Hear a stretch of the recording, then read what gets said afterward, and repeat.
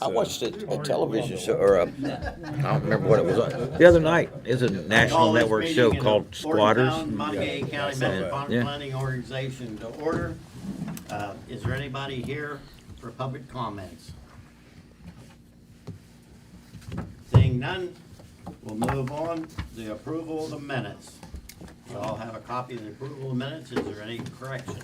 Mr. Chairman, Ms. Smith submitted some minor grammatical corrections which staff has already made, not to the copy that you all have, but had some misspelled name and things like that. So just for your information, that we do have those small changes. Do I have a motion to accept So moved. the approved? Second. All those in favor? Motion carried. All right, we're ready now for the committee report. Citizens Advisory Committee. Mr. Chairman, unfortunately, Chairman Abilso is ill and unable to make the meeting tonight. We did have a quorum at the Citizens Advisory Committee, and everybody was very supportive of the items presented by MPO staff and unanimously recommended the action items on the policy board's agenda tonight. We're also reviewing an ongoing study that will be presented to the policy board at the May meeting. So, but very busy committee meetings both with the TTAC and the CAC. Very good. Finance Committee report. I see the treasurer's here, and I know she's got it ready to go. I do. Before I begin, though, I want to make one note that at the end of December, our balance showed as $35,773.37. But there was a mistake just in the entry, a journal entry. The check to Kimley Horn for the downtown study showed $68,975. The actual amount was $66,975. So if anybody would go back and look at the December report and look at the carryover to the beginning of January, you're going to see that $2,000 difference, but that's where it was. It was just a mistake in a journal entry.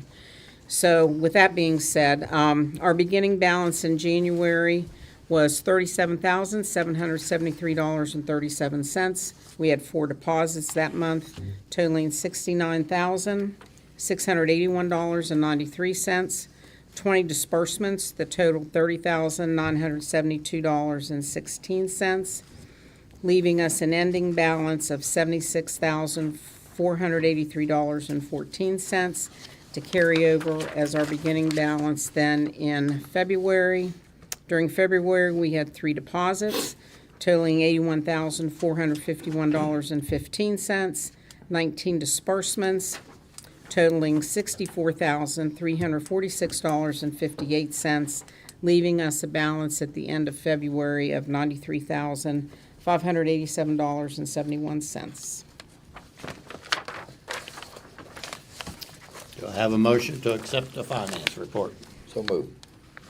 Second. Been moved and seconded. We accept the finance report. Any discussion? Mayor, I just wanted to ask one question. On the January report, how come it doesn't list the starting balance at top? That is an error in the font size. It is actually there. There's a little tiny number way down there. Yeah, that's what that is. I accidentally did not enlarge that The one number. with the balance it showed, but, Yeah, yeah. yeah. A magnifying glass would be appropriate. Apologies. Any other discussion? If not, all those in favor say aye. Aye. Opposed? Motion carried. Executive Director report. Thank you, Mr. Chairman. MPO staff has been busy. We've been working with the bridge project, ongoing, the Harmony Grove Access Project, have worked some on the traffic for that. We understand that that project is moving forward to the environmental study being completed, and the state is moving forward with that issue. The consultants we worked with had a deadline to submit that study to the state, and the state has gotten that. We have been working to schedule a meeting for the downtown microsimulation study steering committee. We've gotten now about 9 responses from about the 16 members of that steering committee. The meeting is tentatively scheduled for April the 30th. But if you're on that committee, there are other dates that are available, and you can go to the doodle poll. I sent it out to the steering committee members today. And that date could change with the input that we receive from the remainder of the committee. At the last meeting, we had discussed that the state was working on a RAISE grant for the Fairmont Road Improvement Project. That study has been submitted. We will have a meeting, or I will have a meeting along with DOH, with FHWA to discuss the Harmony Grove Interchange Project, and I'll be talking particularly about the traffic associated with that project in the next couple of weeks. We are working on a contract and need to get a draft contract. We've gotten an estimate of what the cost would be from some folks for AECom to work on evaluating the model for the downtown microsimulation study. And DOH requested that we have the review period, have the review for them of that because their staff is so overwhelmed. And so we're working on that as a future project. I wanted to let you all know about that. That's just for them to take a look at the bare bones of the model and do a quality control check on top of what Kimley Horn's doing. Let's see. As you all have probably heard before, DOH is reporting that the Van Voorhees Road project is about to begin, as is the West Run project. Both of those projects should be in construction this year. The state has been submitting grant applications, and the County Commission and the MPO wrote letters of support for the Brookhaven Road project, and that's expanding it beyond just the installation of the turning bays and the traffic signal there, and possibly including pedestrian accommodations at that intersection, and potentially a path to get to the rail trail for the residents of the Brookhaven area there, as well as the Harmony Grove Bridge. They submitted an application there, I believe it was for design funding on that. So I don't have, I think Mr. Carr can answer more questions about that. Also, we got the notice that the notice of funding opportunity from the feds for non-motorized vehicle connected paths throughout areas. The Mon Valley Green Space Coalition has been working on that issue. It is in our Metropolitan Transportation Plan, and we will be in discussions with the city and the county since the proposed trail that's being talked about goes out in the county, about preparing a grant application for planning and design funds for that project. The deadline for that is June. I will be attending a webinar on that, but I thought the policy board would need to know that we're looking at that, and it is consistent with the MPO's transportation plan. Also, I got suckered into chairing the West Virginia Association of MPOs once again. Yeah. So I just thought I'd let the policy board know that as well. And that's my report. Any questions? Okay, if no questions, then we'll move to item 5, the presentation. Do you want to introduce our guest? Sure. We have Ms. Donna Hardy here from Traffic Engineering with DOH to do a presentation on their vulnerable road user assessment. And I think Ms. Hardy is going to give us an overview of the vulnerable road user program and then talk about what it really means for our area down to discussing potential projects in our area. If you would step to the mic, identify yourself so the listeners will know. Yeah. Good evening, everyone. My name is Donna Hardy, and I am the Assistant Director of Traffic Engineering. I am in charge of all safety advancement. My job basically is to get everyone home to their family for dinner. So, to that, we started working on our vulnerable road users. And if you're not familiar with it, it is a new requirement from the feds That is not moving. Hold on.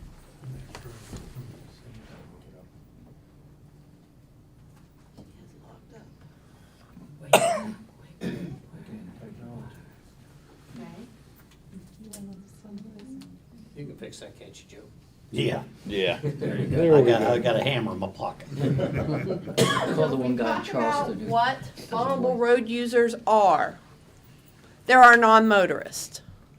And so we're looking at our pedestrians, our bicyclists, and any type of other cyclists. This includes people walking, biking, or rolling, and also includes our highway workers. So a motorcyclist is not a VRU. Vulnerable. When we start talking about this, the term vulnerable road user is used mainly to describe an unprotected person by an outside shield. They are at a greater risk in any collision with a vehicle and are therefore highly in need of protection against such collisions. When you look at it, at 20 miles an hour, a pedestrian has a 90% chance of surviving the crash. You get to 40 miles an hour, a pedestrian has 20% chance of surviving the crash. So that is why it is so imperative. We did an assessment. I will honestly say I have done this for 29 years. This is my favorite document we have ever worked on because it took us in a direction we have never gone before. So in my 29 years of doing all safety work, I can tell you this is an excellent document. If you have not sat and read it, I highly recommend it. It's an assessment of the safety performance of the state with how we have been doing with our vulnerable road users. It is required, and after this set, we will start putting it in our strategic highway safety plan. The strategic highway safety plan is required every 5 years, so we will have to do another supplement of the vulnerable road user before we get to the next safety plan. We're doing quantitative analysis. We're looking at our crash data trends. We're looking at demographics of locations. We're looking at and identifying our high-risk areas. Now, we were already doing that, but we weren't doing it the way we are now. And we're going to develop a program of projects and strategies that will reduce the safety risk. So what's our safe systems approach? That is saying that we will not accept any death or serious injury, that is not okay. That we understand humans as a whole make mistakes, that we are vulnerable, that responsibility is shared, and that redundancy is crucial. As you are aware, things happen out there. We can plan, we can design, we can construct, and mistakes still happen.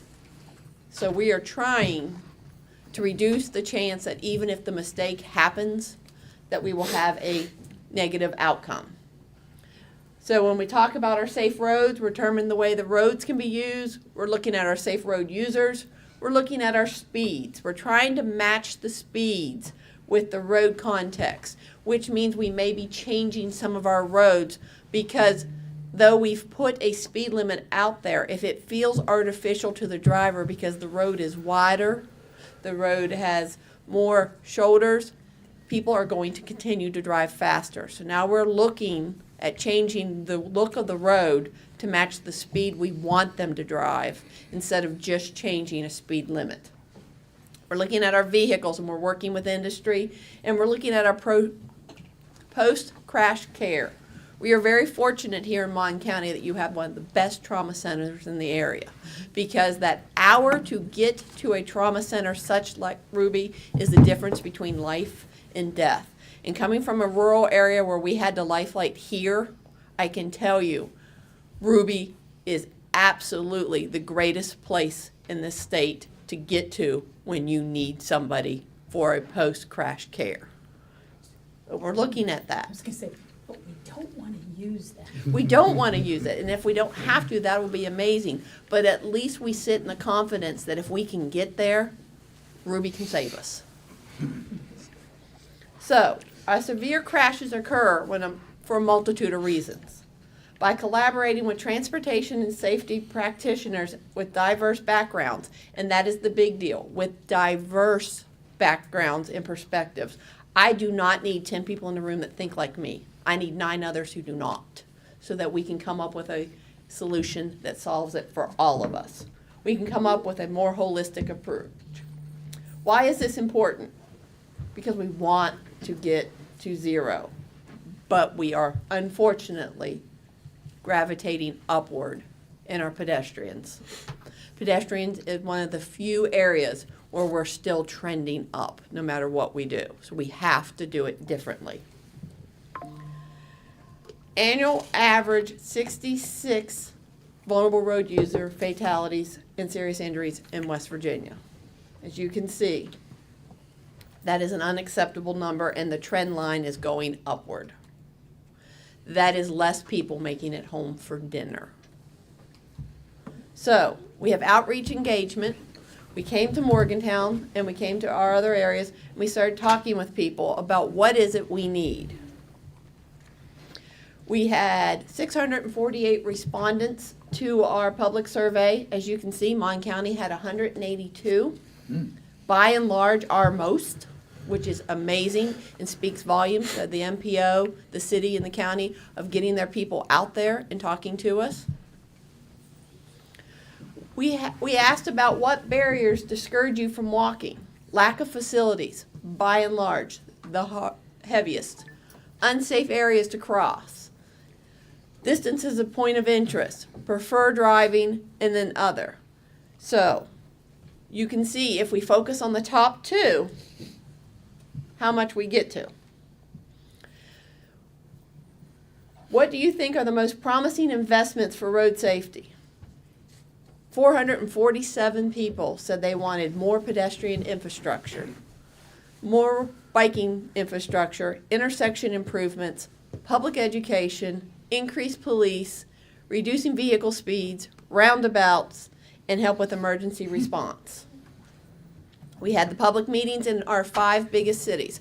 By the way, if we look at our strategic highway safety plan, we acknowledge that there are 5 cities in West Virginia that if we focus our attention on for intersection improvements and pedestrians, we will get almost all of the problems we are seeing and are trending upward. So we are putting concerted efforts into those 5 cities, and they are Morgantown, Martinsburg, Beckley, Charleston, and Huntington. No big surprise, these are also where our colleges are. So let's look at the crash data.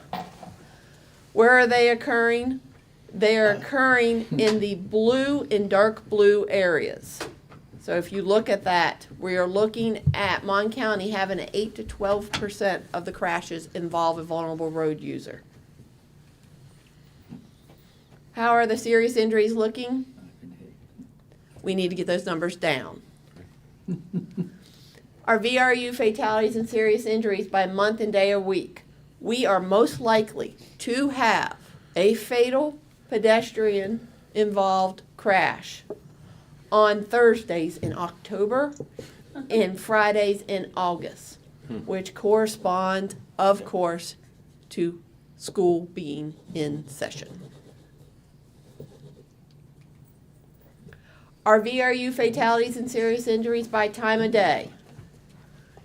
We would like to have a conversation that it's our school children, because everyone is worried about our school children. But if we look at it statistically, our problems are at night. Yeah. So, we're looking at predominantly male drivers and pedestrians. So, both of them correspond to about the same. Not only is the at-fault driver a male, but the person most likely to be hit is male. That's interesting. Yeah. We have taken this data and we've looked at it 7 ways to Sunday. So we are also looking at the most likely victim will be college age. But we also have our young adults going through and up to our 40s and 50s. We are looking at the age of the driver being the same age. So you can see where our problems are. West Virginia has the second oldest driving population. Florida's number 1, we're number 2. And when we look at older driver-involved crashes that are not for vulnerable road users, that is one of our highest, that's what the Strategic Highway Safety Plan. But we're looking at them involved with pedestrians, it's our younger drivers. So, we're looking at pedestrians crossing mid-block, and at no time I am saying the pedestrian is at fault. I'm just looking at where the crashes were. We're looking at our pedestrians crossing mid-block, 1/3 of the crashes. Pedestrians walking in a travel lane, 1/4 of the crashes. Pedestrian crossing at an intersection.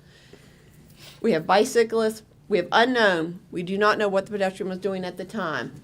We have pedestrians stationary in the road, whether they were standing or lying down, and unfortunately we did have them lying down in the middle of the road. Oh, we know. We have sidewalks, we have crossing intersections with the bike, we have our mid-block. So all of our pedestrians are pretty much higher than our bikes, but we still have concerns for both. Impairment, we have an impairment issue. That is within our top 5 of what we're looking at for our Strategic Highway Safety Plan overall, but also as it involves our vulnerable road users. Over half of our drivers were drunk or on drugs. The pedestrians, 65% of the actual pedestrians were impaired. So if we really want to make this a diverse group to help, not only does the highway department have things we can do to help, we need help across all boards because 65% of the pedestrians were impaired. So, and it's locked up again. City of Morgantown.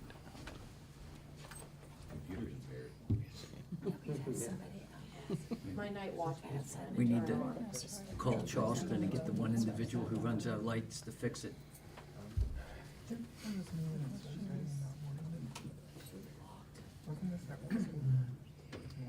That's me.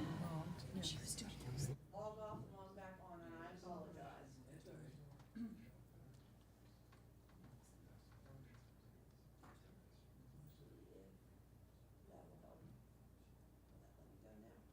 Okay. So our network analysis, this is one of the most important things I want to talk about. High injury network means we only looked at crashes and we didn't look at the contributing factors. Systemic analysis means we looked at all the contributing factors, but we didn't look at the crash history. So in a high injury network, which is what we consider a reactive decision, we are basing sites on known crash history. On a systemic, which is our proactive, we're saying these areas have all of the contributing factors that could cause a crash, but we don't have a current crash history. So, when we looked at our high injury network, you can see that Kanawha, Cabell, Mon all came up. Mon County sites are number 2 and number 11. Number 2 is Pattison Drive. Number 11 is out by Mineral Avenue in that area. They have it listed as Rogers Avenue through Woodrow. So we're down the Saberton area. Systemic, this is the one I really was shocked with. I didn't see this coming. This means that you had all of the descriptors that could lead to a crash, but no crashes were involved in the conversation. Mon County sites are 7 of the top 9, I believe. They are 12 of the top 25. There are more sites identified in Mon County than the rest of the state combined. So, when we take those both into consideration, we started doing our scoring. We started looking at our speed limits. And so we started looking at our equity, the median household income, because we wanted to look at if you are below a certain threshold, you are more likely to be involved in a vulnerable road user crash. We started looking at households that do not have cars. We started looking at our elderly population that don't have a choice. We started looking at our underserved communities. And we started saying, we've got to do something to fix this. So, we decided anything that showed up in the HIN, that was the one that were all the crashes, we are allocating money and guaranteeing a design of some form for in the next 2 years. If they showed up in the proactive one, we are guaranteeing a study to come up with an idea. Since we can't base it on an existing crash number, we have to go out and say what type of crash is most likely here and what improvements can we do. So we're going to have to do studies in those areas so that we can come back with a design. And the most important thing that I think you all need to know is I have to report on this every 2 years. So I only ever have 2 years, once I identify it, to come back with an answer. I know we have been slow to get a lot of things out, whether it's been other issues going on or just not having the manpower. This has become our new priority, and we will have 2 years to identify and figure out an answer for those 13 locations I showed you.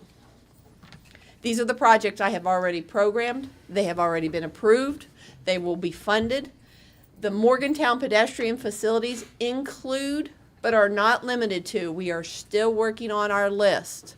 They are Pineview Drive, out on 75. They are down in the areas of High Street. We're looking to see what we can do. We are down on Beechhurst. We are all over the city looking at areas. When we look at Walnut Street, that I'll get in the next slide to talk about it. We are also replacing all out of the guardrail that is out of compliance. If it was put in under a 230 system, we're replacing it with that project, which will help us with our road departure crashes. We're looking at our warning signs.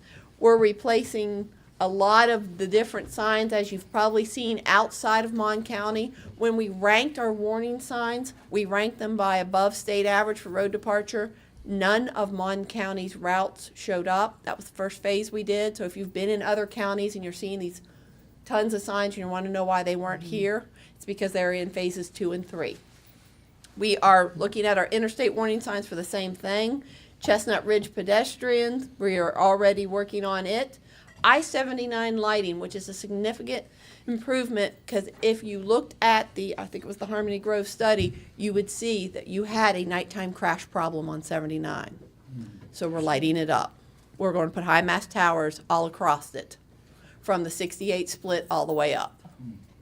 So that's what that is. And at every interchange we put lighting at, we are putting a minimum of 1 camera. So we will be having more cameras in those areas. We are looking at Smithtown Road. It is already under design. We will be completing the design hopefully this year and starting the right-of-way. And the construction, hope to make it in late 24, but the reality is I'm assuming it will probably be closer to 25 to get it out. But we'll be using 24 funds. We are doing the study on all of those locations that I showed you that were in the systemic one. And we are doing the design for the 2 sites on Pattison and Rogers that were identified in the reactive one. We are working with a consultant to identify and figure out what we want to do with a truck program so that we have all truck conversations coming statewide, but Mon County is definitely within that conversation. And we are hoping to be in construction for Chestnut Ridge. Those are already in the STIP. Funding is set aside. We are not having any conversation about trying to find money. Those projects are guaranteed. Can we just talk about the 2, well, it's 2, the Smithtown, could you Okay. say again when that is gonna be done? It is I was under so design excited, now. I couldn't believe it, yeah. It is under design now. So construction will be based on when design finishes up and acquiring the right-of-way. Okay. So- I do want you to know, it's been 23 years that we started on that project. And I started with the DOT 16 years ago, and it was the first project I worked on. So I can tell you, I know it's there. Okay. And so it is coming This is the farthest we've gotten. Yes. The MPO had paid for a study. We are doing the design based off of that study. Okay. So obviously, we will keep you Abreast. abreast Thank of you. the whole situation. Now, our 25 program, we continue to do more things that are identified in the proactive and the reactive. We're going to do Walnut Street at Chestnut Street. Those are the pictures below. Kimley Horn worked with some WU students to do their capstones, and we loved what they did, and we agreed to use their design. So that will be what that will look like.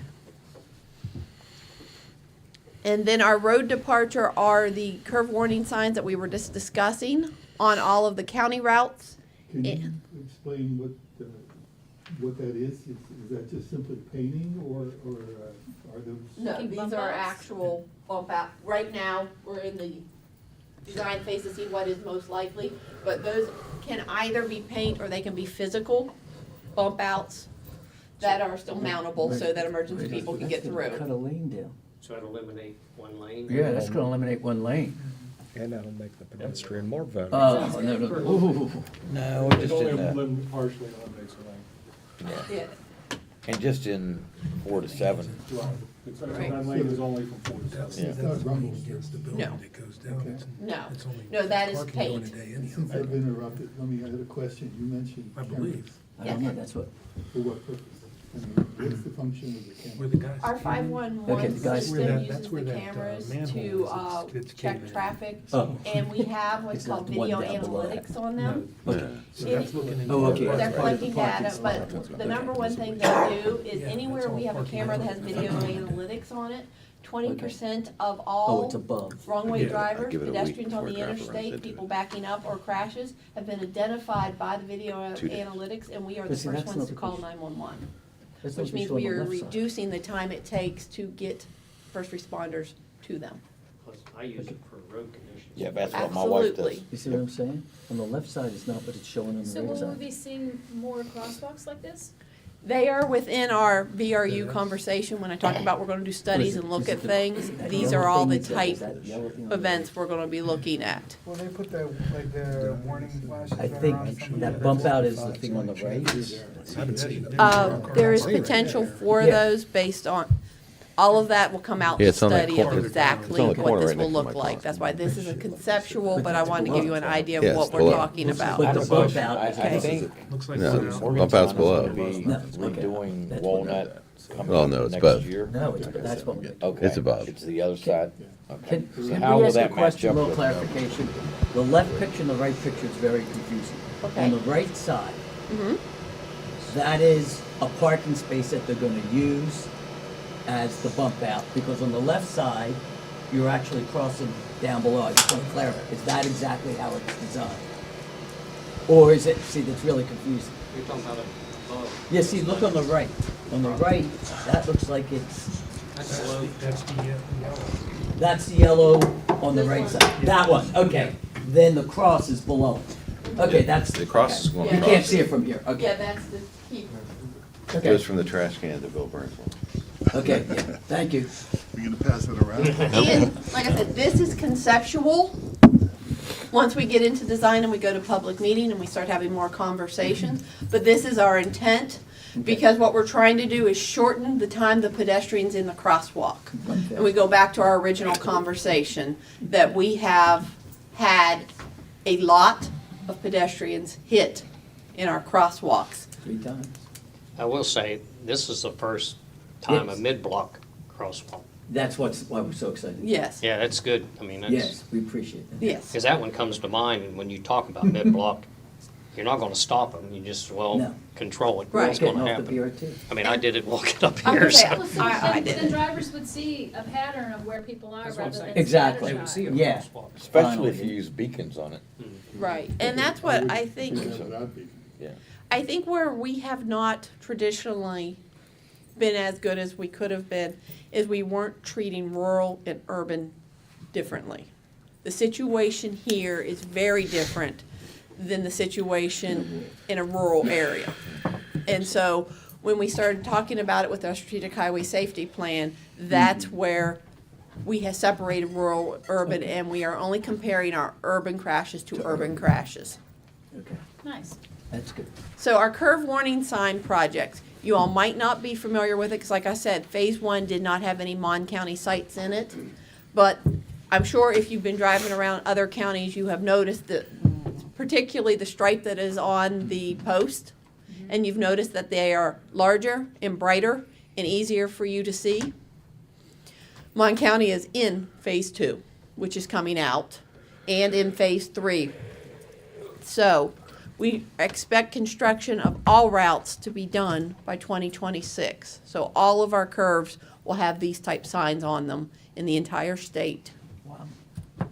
Will they have signage as far as trucks? Because if you're going around this, say 45 miles an hour is okay for a car, but if you have a truck hauling a liquid product, you can't go around it at the same speeds. Will they have a disclaimer or something to that effect? Well, and those are the kind of conversations that our truck project that we talked about will be looking at. If you have not been on wv511.org in the last 3 months, I suggest you go to it. We have separated the app now that it is a truck app or a car app, and it's a toggle in the top left. If you go to the truck side, we have started giving more truck-based information, and we are working with our developer now to add in those type conversations. Right now, we have steep verticals, we have truck escape ramps, we have that type information. We're going to start adding in low clearance bridges, as well as other issues that our trucking industry needs to know. Yeah, 'cause we have a lot of younger drivers coming out now, a lot of them out of truck driving school. That's the kind of stuff, I mean, if you have a trucker that's been hauling stone for 5-6 years, and then you decide, okay, we're gonna hire him to haul diesel fuel. Then, you know, the liquid starts to, it wants to keep on going when you're going around in turns. So Absolutely. that's hopefully something that'll pick up. And we've been working with PSC as well as FMCSA to grow that program. I just interviewed and will be hiring a freight safety person that'll work permanently on freight. Hopefully, we'll have them on board within the next month. And so we are looking at our railroad crossings because of course, train travel, as well as our trucks and our barges with that person. So we are trying to improve everything we are doing where we are seeing it trending upward. Other projects of interest that I thought you might be interested in knowing about is Brookhaven Road.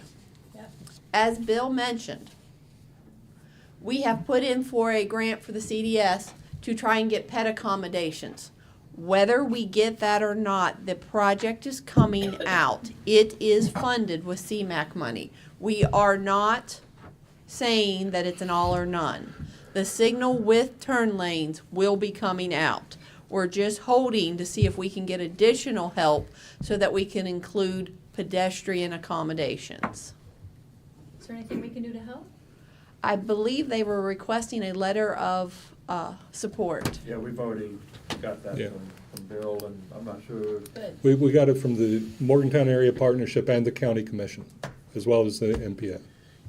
Yeah, and I also want to thank, you know, we rushed everybody into getting those out, and lo and behold, Friday evening, the senator's office pushed the deadline back Extended another, it to like April. 2 or 3 weeks, Yeah. so we actually had more time than we needed, so. Well, um, the upside on that though is we put 3 safety projects on there. The 3 safety projects we put on, we're going ahead and pulling more data to bolster our decision of why they're there. So hopefully, the additional time will give us a Yes. better chance. But whether we get the money for the pedestrian improvements, the signal is coming. Then the other one is exit 155 off of I-79. Traffic Engineering Division, which is ironically read by Ted Whitmore, this is the big Ted, not the little Ted that is him, is reviewing the models that the MPO has sent down. And the MPO has also offered to pay for it, so we are just clearing up some, I don't want to say confusion, but just a better understanding. As you are aware, we've had a complete change in staff in that division. And so we're just finding out what we need to, and we are hopeful that we will be doing in-house design, and we will be using our maintenance contractor to put it out this fall. That is our plan. This is for the signalization. Yeah, that's correct. Yes. Mr. Blake? I just saw this slide and my blood pressure just went up. Okay? This was supposed to be done for spring. Now, you brought up here diverse opinions and solutions. I'm a teacher and I'm a coach. I drive that every day. My kids go to practice there. The bus garage is out there. Mylan's out there. We have asked. This was supposed to be here this spring. Yep. I mean, I don't know how much more we can say that this is a problem. I want my kids home for dinner too.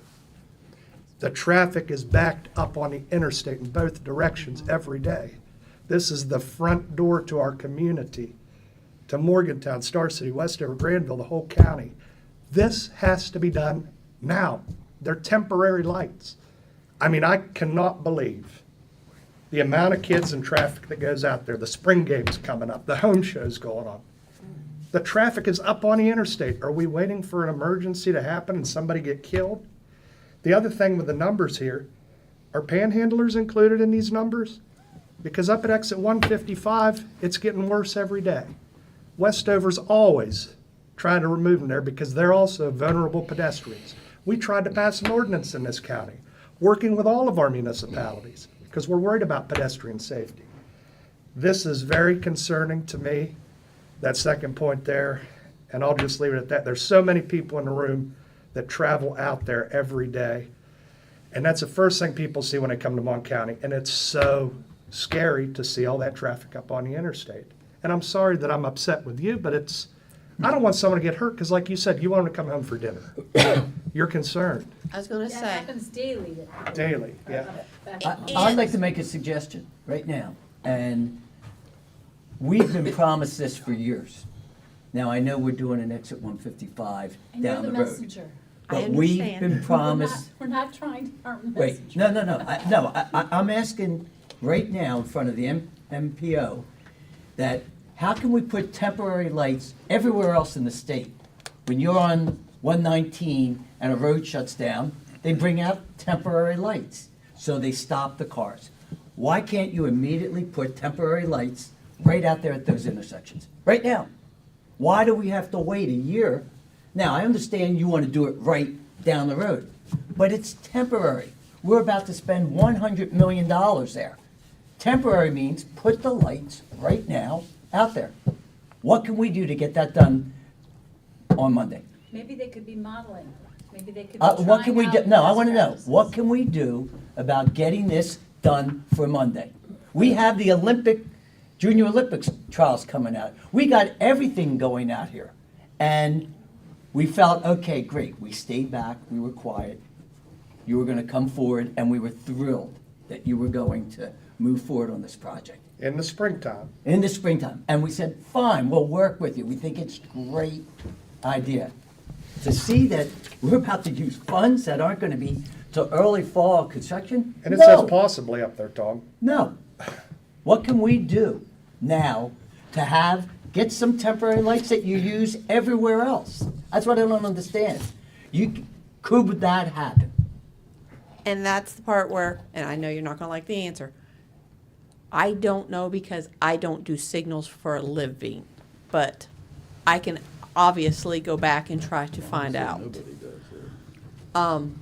I know, like I said, our people were, when I talked to them specifically about this before I came up here last night, Yeah. they said that they were reviewing the model that the MPO had provided, and they were just reviewing it. I mean, they physically were reviewing it when I started driving.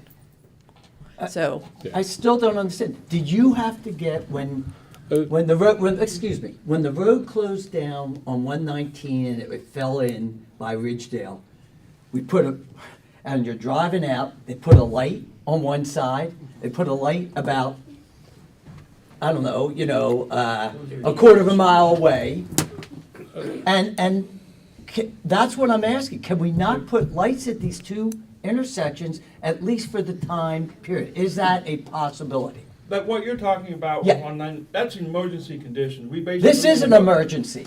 I think it's an emergency, especially with my Again, high school kids. There's different categories of what we have to Okay, deal with. yeah. When you have to close a road like that, either we shut the whole thing down or we do something like that. We don't wanna go out there and put up a temporary light, and next thing we know, we cause all kinds of other problems. There's- Unintended consequences is what we have to be concerned about as well. And this is, right now, the path that we're moving on, and we can't just throw something out, and next thing you know, somebody gets killed because the lights weren't right.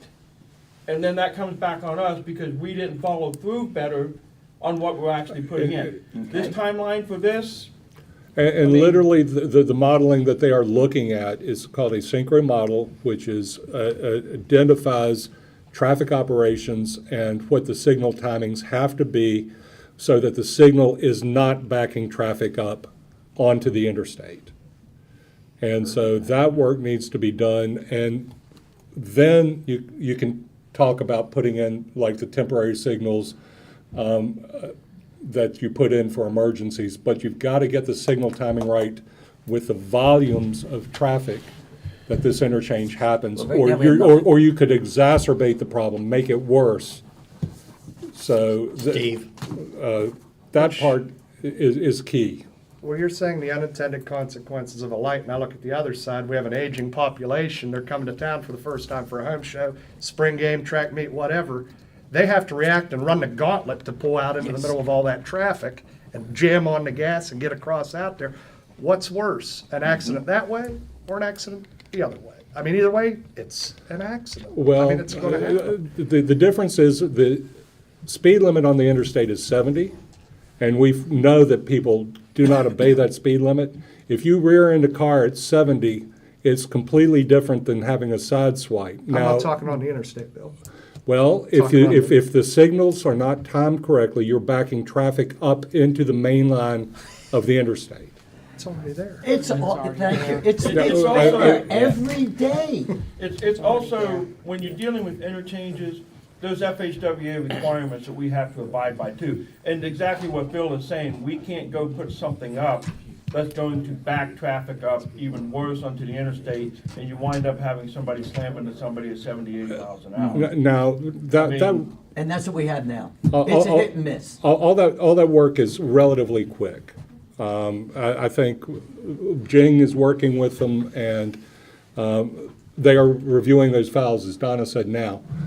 We can get that work cranked out. The construction of, and installing temporary signals and then replacing them with more permanent signals at a later time, I would have to leave that to the Division of Highways. But we're getting the modeling work done, and I think Donna can carry the message back that maybe even putting in some of those temporary signals, once we figure out the signal timing, could be done. That would be the Division of Highways. I was gonna say, I am not trying to avoid I just don't know the answer. So We understand the that. best I can do is go back and talk to, Yeah. though traffic, it all sounds the same, what we do is so diverse. I cannot talk about all the ramifications of doing a signal wrong, but I can talk about what happens when we do. Because then once we have the crash, everything goes sideways. I also do want to point out, not that it matters, but just to point out, my family lives off that exit, so I'm more than aware. So when we're talking about why I care, my family lives off that exit, so. the one thing that I've always thought could help in that area, and especially for the buses, is to put those sticks up through there so that those traffic can't change the lanes. They have to sit there and wonder if traffic's gonna Exactly. change that lane. Right. And they can't pull out. And I still believe that if, for the time being, if those sticks would go up and down through there Solve a lot. to control that traffic, they have to pick a lane and stay in it, not flip back and forth, so the person trying to come off the interstate doesn't have to make that determination whether that IE mast that they put a solid line would be better than nothing, but I think those sticks would help tremendously there. And I can absolutely have that conversation. I just don't want to give you the wrong answer, and then the next meeting you're mad because the answer I gave you wasn't the right answer. I don't want to lie to you. I don't want to mislead you. I just don't know, but go ahead. Mr. Carr, is that possible, what Mr. Statler said in the short term? Is it even maybe? Again, this is not my wheelhouse, but I can tell you, and I did this just the other day, I was in the wrong lane and I needed to get over. Switch, yeah, And if you put those up there, then I've gotta go find some place yes, you to do. turn around and come back. So it's not really helping the situation. Yeah. So It helps the people to know that that person's not changing lanes. Yeah, what really has to happen, and again, what, at 155, there's so much happening there, and it's gonna be happening over the course of the next, whatever, 2, 3, 4, 5 years. You know, what can we do in the meantime to try to make this situation better? We're trying to get a signal in as soon as possible, whatever that may be. You know, with respects to, you know, putting those sticks up to try to help divert traffic, to allow, you know, people sitting at the interchanges, a better indication of, hey, what car is turning, what car is going through, straight through. A lot of that is also better signage at the beginning to try to direct drivers, hey, you need to be in this lane. But I'm sure everybody that's come up the hill right there is like, I need to get over, but I can't get over. And so the longer you keep that option open, the more opportunity they have to get over. Does that help the people coming off the ramps know what lane you're in? No, it does not. But again, there's a lot of things happening that, with 155 that, you know, right, wrong, or indifferent, I mean, I don't know, again, whether those sticks would be a positive or a negative reaction. I just I was don't know. gonna say, in order to know that, we're gonna have to know the counts out there of how many are making that maneuver. I'm not saying we don't have them, I'm saying I haven't seen them, so. The other problem too is when you come down and you're turning, come off the ramp and you wanna turn left, go up to the bus garage. That's a tricky intersection, cause you get other people coming this way that wanna go north on 79. So there's no turning lane there to exit onto, so signalization is the only thing that's gonna fix that. Yeah, at least in the short term until the mass big project, it all comes Right. through. You know, and at the same time, while we don't wanna have a crash tomorrow, at the same time, you don't wanna go out and put a $10 million project in for something that's gonna get tore out 2 years from now. So there's a balance in there. We don't want anybody to get hurt. So what can we do in the interim? And right now, the signal is, you know, the most likely, And you can put- improvement that we can make in a short time period. In this area, you can put red lights up, and that's just a suggestion, that doesn't mean anybody stops. You drive around town, you can see that. Put school buses there. Christmas decorations. Well, and I was gonna say, if I had my other presentation where we talked about our strategic highway safety plan, number one cause of death in West Virginia is speeding.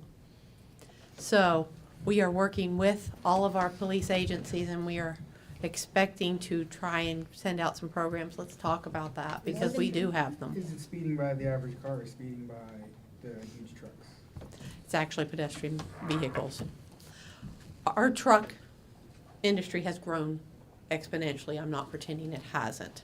And the problem is, even when the trucker's not at fault, if the trucker's involved with the crash, the consequences of the crash change greatly.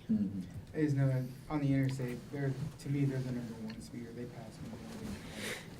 And that's why we brought PSC and FMCSA to the table, because we needed to have the conversation. And my understanding is they are working with state police, because right now PSC pulls over our trucks. And they're working with the state police, that the state police don't have to check all the books and go through the whole DOT. All they're talking about is pulling them over for speeding. So we are actively working with our law enforcement. It is one of our 5 teams that we have people on that we meet monthly over. We are also looking at it through our work zones, because as you're aware, you should be very, very clearly aware, people are speeding in our work zones as well. So those are the things, like I said, unfortunately, I don't have those slides to give all the statistics, but On the top, yeah, I mean, if you all haven't heard, there was an incident on US 50 not that long ago. And Secretary Wilson put out a please, please, please, slow down, get off your phones, pay attention in our work zones. I'm gonna follow up that announcement with my own right here. So please, slow down through your work zones. I'd say get off the phone. And is stay, probably yeah. stay That off too. the phone. Extremely important. I So the one- drive around, I see them on all the time. Well, and I was gonna say, those are all the conversations we're trying to have. One of the other things that I do is called our ITS, and that is our Intelligent Transportation System. Those are our cameras, those are our DMS, but those are also, we have what's called Q detection equipment that we're putting out. Right now, we had them in Charleston, and the only reason we had them in Charleston is because where I live, it was easier for me to go out. I had to test them daily, and me trying to come up here daily was problematic. But we are done with that piece, and we're getting ready to deploy those in all work zones. And it will determine how bad the backup's getting, or if our speeds, for example, if you're familiar with Nitro Bridge on 64, after 2 a.m., the average 15-minute speed was over 100 miles an hour. So we were able to deploy the police to that location at that time, so we can make more intelligent decisions and use our limited forces. We will be putting that out everywhere. My car went 100, the paint would fly off. Over 100 miles an hour for vehicles that weren't designed to be driven. You know, they're not sports cars. Right. They're SUVs. Now, there we have a fair amount, because it also measures classification, we have a fair amount of motorcycles. Yeah. So, as you're aware, that comes back, even though they're not a vulnerable road user, they have no protection other than their helmet, and there is not a helmet designed today that will protect you at 100 miles an hour into a barrier. Will you look at things like the width of shoulders and the width of sidewalks and other, that would protect, like someone with a stroller, if the Yes. sidewalk's wider, that certainly would make a big difference. Or if you have somebody who's in an area that doesn't have any sidewalks, or is a rural area. When we start looking at different things we're looking at, when we look at the roadway width, we'll also look at our shoulder width. Those are all the things we looked at to identify them. So we are going to be looking at those. There is also a list, even though you all have a fair amount on our list that we're working on, that in the appendix to this document, we did every road. It'll tell you what roads, what issues are on what roads. If you all wanted to apply for grants, it gives you the backup for that. That it might not be, it could be a city street or, yes. What are you gonna do on Patterson? You said something about a project out there. I do not know. Like I said, our consultants are sifting through the data and coming through causation, but because it's crash-based, we will have, like, this crash, this is your best countermeasure type conversation, so we'll be able to get that. The harder one is this one, because it's not crash-based. So we've got to look at what areas it's similar to come up with answers for. No, is that the one that didn't have the, it didn't have the crashes the way you expected it? Yes, this is the one that did. Well, It didn't. The ones that are crash-based was, your number one is Patterson Avenue. Yes. Or Patterson Drive, sorry. And thank you for what you've already done there. That has made a huge difference. The ones where there aren't as many crashes, are those ones where we have already made some improvements? No. No, these are ones that we found had all of the characteristics of areas that normally have very high crashes, but they don't actually have high crashes yet. Okay. So we're trying to eliminate the problem before it becomes the problem. It's being proactive versus reactive. And that is, Patients. And you always hear about, you know, those near misses here and near misses there. Well, we don't have the crash data to support it. Yeah, but And there's a lot- probably a lot of near But there's probably maybe some near misses, and when you start digging into the data, like you said, it's got all the characteristics. Maybe there's a sight distance problem, maybe it's that doesn't have enough lighting or whatever they may be. And we're just amazed that there hasn't actually been more reported incidents there. And, you know, we're going out and studying and like you say, hey, maybe this area does need more lighting, or this area needs that. You know, one of the things I think Donna mentioned earlier, and that it's important to also note, was, you know, the characteristics of the road. If you start adding wider shoulders and all this, as you mentioned, the tendency for people to speed up and everything, So there's a balance between trying to have the proper speed limits, the proper road width, proper shoulder width, you know, all of those characteristics need to come together in a best case scenario. And, Well, so you yeah. might pair narrow lane widths with wider shoulders, so you had some pedestrian, or you Right. might want Or wider multi-use sidewalks. paths. We narrow Right. the vehicle traffic lanes Yes. and possibly add a multi-use path. Yes, that's the kind of thinking I'm talking Yeah, about. no, that's Not what- trying to give wider travel lanes to vehicles. No. because That will not slow down your traffic. Those We are need the, to- those are the things we'll be We need looking to bring at. this part of the meeting to a close, so if you have any pertinent questions to ask, I did have or one some que- we may have to. He I can did lay have his one hands. question, in regards to like the on-ramps, off-ramps. Is there a reason we haven't utilized like the cloverleaf design where it's on and off with no lights to continue the flow of traffic? Our biggest problem with a cloverleaf is it is a right-of-way killer. We need so much right-of-way to do it. And so it is normally evaluated when we're picking, but a lot of times we just don't have the room. Like the literal land space? Yes. Yeah, that, and like I say, what you're talking about, the clover leaf, that's what we'll call a full directional interchange, where you don't actually ever stop, you're coming off a clover, and you just keep on going. That would basically be a massive you know, a 155, just about any interchange in West Virginia, there's very few that's fully directional. That's exactly what's happening. You might have a leg here or a leg there that acts like that, but not an entire interchange. But yeah, that's. Because when I was in Virginia, they took Route 28 from Route 7 all the way to 66, and they turned they used to have exits like we have here at 155. They changed out every single one of them, and it lowered all the traffic for all of the 7 and Sterling Boulevard and all of that to get to their areas a lot quicker, because they didn't have to sit in lights or stop signs to make their left turns. The flow of traffic just continued to help with the growth, especially with their airport. Right. So. Problem with cloverleaf, so you have people coming on, I wanna get off, so now you're doing this. It's a lot smoother than it sounds. Well, the one in Buchanan is what I'm thinking Right. of, that was the hard one to get on and off, they redid all of that, so, anyway. But those are, I mean, we do have all those conversations when we evaluate which one we're going with. So this is my email address. My phone number is 304-414-7338. But I will tell you, I am in the field almost every day, and that's why I didn't put it up there. You are welcome to call and leave me a message, and I am not ignoring you, and I do not think your problem is minuscule. I am just extremely busy. I know we all are. I don't mean that as a cop-out, but I would suggest us calling Bill. Yes. And then Yeah. Bill have one call and say, here's 4 questions. I was saying, Bring back. His presentation, is it available? yes.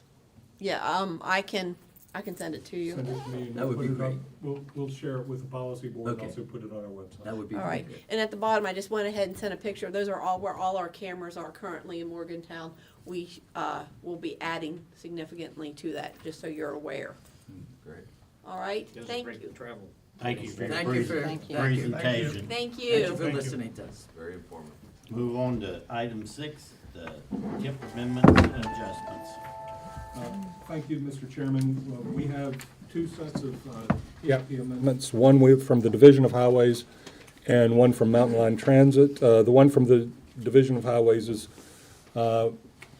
really two amendments. One is for West Warren Road, increase the total funding for the project to $19,586,739, of which $1,958,674 is federal funds. The other is for the Morgantown Industrial Park Access Road. That is move the right-of-way funding from federal funding to state funding. And that's really the only change is moving that $2,500,000 for that project to state funding from federal funding. And, Mr. Chairman, I would ask that the policy board address these two TIP amendments separately. So we'll do the highway and then we'll do mountain lines. I would move that we would approve the DOT TIP amendment as presented. Second. Been moving second that we approve the DOT as amendment as presented. Are there any discussion? Hearing none, all those in favor say aye. Aye. Opposed? Motion carried. Second amendment. Thank you, Mr. Chairman. The Second Amendment is really a housekeeping function for Mountain Line Transit Authority. They work with the Federal Transit Administration to determine their annual funding, and then they amend the TIP. For every year, Mountain Line puts in essentially a placeholder for their anticipated funding, and then after discussions with Federal Transit Administration and deciding this is for rolling stock, correct? And they have determined what their budget and what they will be purchasing. So we are being asked by Mountain Line to amend the TIP to accommodate those changes. Ms. Smith, would you like to comment? No, I think you covered it. So this is just to reflect a little bit more of what we know today. Yeah. And if it's at the pleasure of the policy board, I will dispense with reading the projects. They are provided to you in the agenda packet. Ron moved to second. Been moved and second. Is there any discussion? Hearing none, all those in favor say aye. Aye. Opposed? Motion carried. We're on to the draft unified plan working program. Thank you, Mr. Chairman. This item was presented, a summary of this item was presented at the policy board's January meeting. That included several interesting projects, including the MPO's contribution of $5,000 for the purchase of aerial photography, various items that were discussed in the January meeting. Since that time, we received additional input for the unified work program. Let's see, I'm trying to find my documentation, make sure I get this right. And we added a couple of changes. One, our insurance rate, we were budgeting in the document presented to the policy board for a 10% increase in our insurance policies. We got a letter from PEIA, and that's actually going to be a 14% increase in our funding requirements. We have been in discussions with Ms. Hardy and Mr. Whitmore of her group concerning the Donuts Boulevard pedestrian bridge. They requested that we fund a feasibility/design study for that project, so we are adding that into the Unified Planning Work Program. That is a Tier 1 project in the MPO's Metropolitan Transportation Plan. And we also added a preliminary pedestrian safety study on University Avenue. This would be conducted by MPO staff, looking at potential sites for crosswalks from Patterson Drive all the way to Boyers Avenue in Star City. I've discussed that both with Mayor Celine and Mr. Blanco, and they are supportive of that project. That does not significantly impact the MPO's budget, but it is a project in the work program. So in addition to what was previously presented with you in the summary, the only other comment I think I need to make is the preliminary feasibility study for the pedestrian overpass. The city of Morgantown has agreed to pick up the full match for that portion of the project, so that would be funded, the local match would be funded completely by the city. Any questions? Yes, ma'am. Pardon my ignorance, but what is the difference between a feasibility study and doing whatever the main study would be? Wouldn't the main study also look at feasibility, or? Well, this is a preliminary feasibility study before. Yeah. Yeah, before we go into the final design. There's concern from the division, the engineering group, about the actual feasibility, given the whole grade there between First Ward and the other side of the river, where the landing So would not come down. whether it's needed, but whether it's even feasible to design it at that location. Precisely. It's more of a design study looking at, can it actually be built? That And makes more if sense. it is built, what would be required to do it? I would say, with enough money, anything can be built, but there's the whole idea of feasibility, whether it's, Right. you know, you can drop 12 million or 200,000 or something, so. Right. So, and the city of Morgantown's agreed to pick up the match for that. Still need a crossroad. Point of clarification, are we approving the Yes, Unified yes. Planning Work Program now? Yes, sir. And the Technical Advisory Committee and the Citizens Advisory Committee have both reviewed it, and both groups unanimously recommended approval. What's the pleasure of the group? And one more question. The funding that you're talking about requesting, that was included in your grant request? That's to- correct. to us? Okay. We've made a grant request to both the city and the county for $20,000 for match from the county, and the same from the city. And then on top of that, the city has agreed to provide the match needed for the pedestrian study. Okay. Great. I would move that we approve the Unified Planning Work Program as presented. Second. Been moved and seconded that we approve the Unified Planning Work Program as presented. Any discussion? All those in favor say aye. Aye. All opposed? Motion carried. Item 8, the 2018 to 2022 crash report. Thank you, Mr. Chairman. This is staff work. We did finally get, and I shouldn't say it that way, we got the most complete crash data we've ever gotten from the Division of Highways for the last 5 years, which staff has gone through with a fine-tooth comb, and identified crash locations, and we have much more detailed maps that are actually shown in the report we're asking the policy board to approve.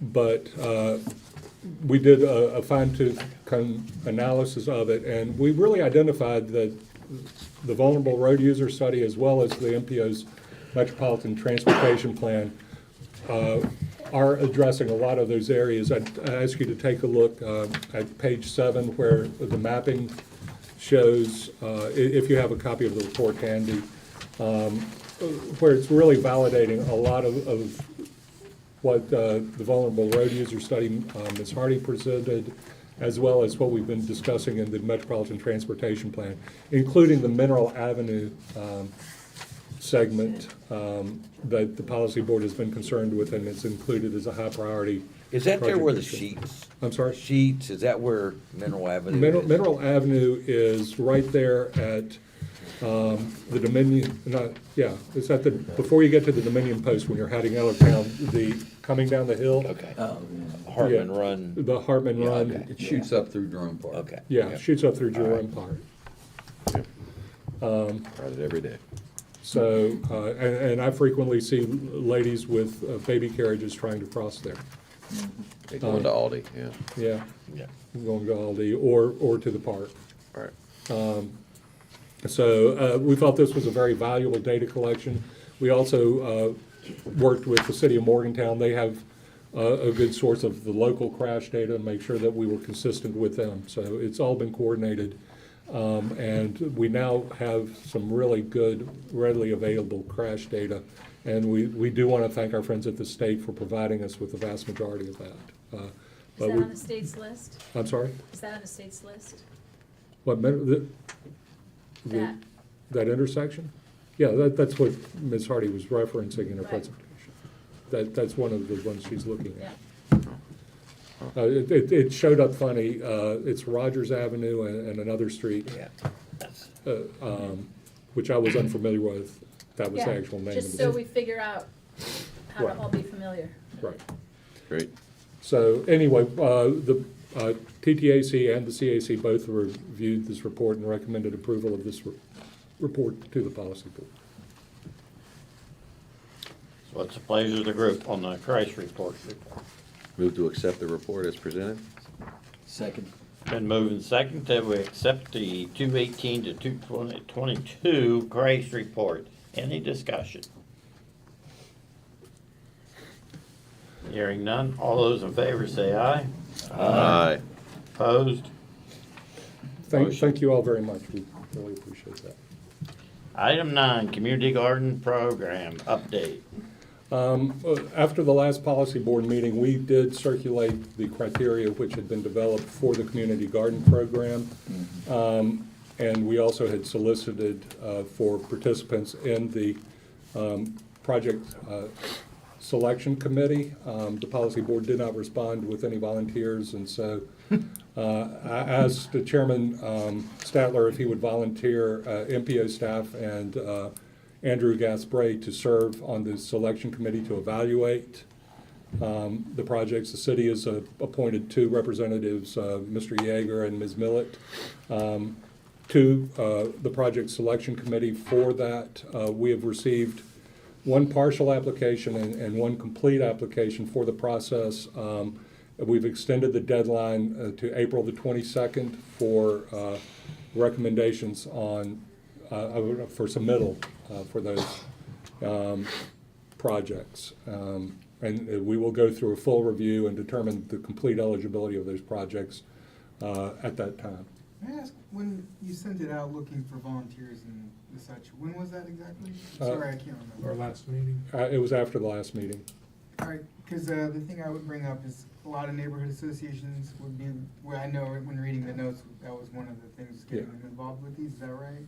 Right, and in fact, we are planning to attend the next neighborhood association meeting for the city of Morgantown. And that's another good thing that we can do with the extended deadline. Well, I was gonna say, like, in particular, my neighborhood association, which would, a lot of them are involved in gardening and stuff, such park. They would probably like the opportunity to take part in some aspect of it.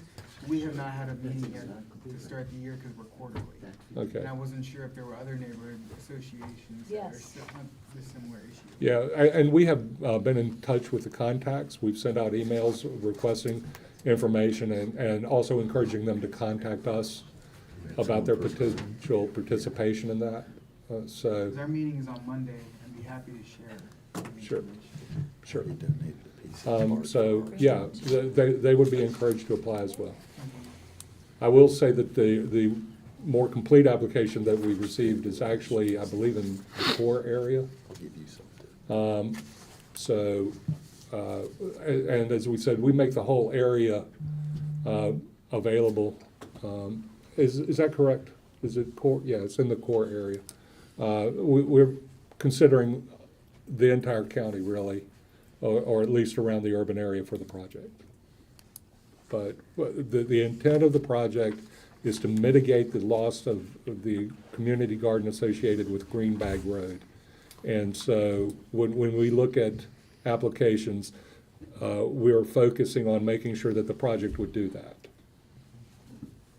So. Any questions? I assume they can grow anything in those gardens, right? As long as it's legal, as far as I'm concerned. Yes.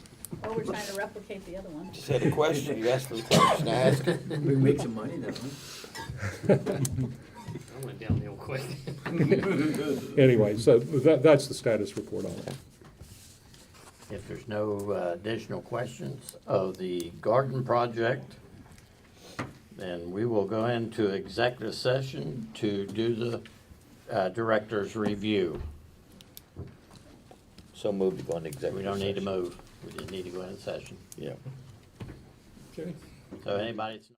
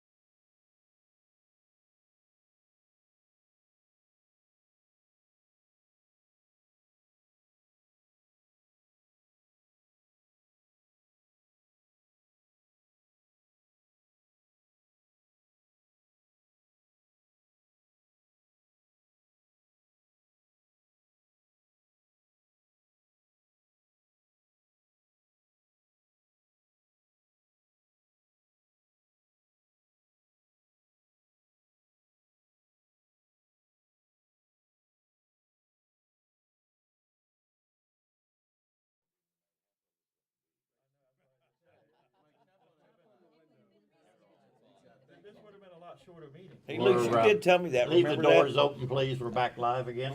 True. Aren't you gonna let him speak if he has anything to? Not now, because we opened the He's afraid cameras to up. come in. I do want to say thank you all. I enjoyed working with all of you. Thanks. I was gonna say, anything he has to say, I think will be open to the public. Yeah. We've been on the executive director's review. I will be happy to say to the community and to Mr. Austin that we're happy with the performance that you've given us over the last year. And the board is, the raise is 5%. Is that correct? That was in the discussion? Yeah. That's what's in the unified work. It's in the unified work, so that's what we're going forward with. We have no recommendations on anything that you need to improve on. We always look for a better product at the end of the year than we started with, so that I will fairly say to you. Okay. Thank you very much, and I always strive to improve, and I really appreciate all the feedback I get, and it really helps me do a better job. And we certainly hope to. I believe we had a good year last year, and I'm looking forward to this being a good year as well. Great. Okay, is there any other business to come before the group tonight? Real positive. We got $1.5 million through Senator Manchin, through the infrastructure bill for Harmony Grove, and that should be coming through, and it's gonna go to the state. That's all we know. Okay? And I had one quick update. My office is on Greenbag Road, and I was approached 2 days ago by appraisers hired by DOT. They're doing valuations on right-of-way acquirement, and so they're moving anyway. So that's happening. So they're gonna take out our sign and half our parking lot, but just during construction, so. Are they stopping at your place or are they going on down? It pretty much stops right after our place. There's a retention pond for the neighborhood next door, and that's about the end of it, is where that part, at least that's what the appraisers, their limited knowledge of it, that's what they indicated to me. So. But your right of way is just the construction phase and then you have your signs. Yeah, they're gonna expand the road there, and they're moving the guardrail back a few feet, and cutting into that bank where the pond is to expand that. So the road's gonna be widened at that point, all the way up to the roundabout and then on out through, but that seems to be this first phase of the project anyway. If there's no other business to come before the group at this time, I declare the meeting adjourned. Thanks, Joe. All right.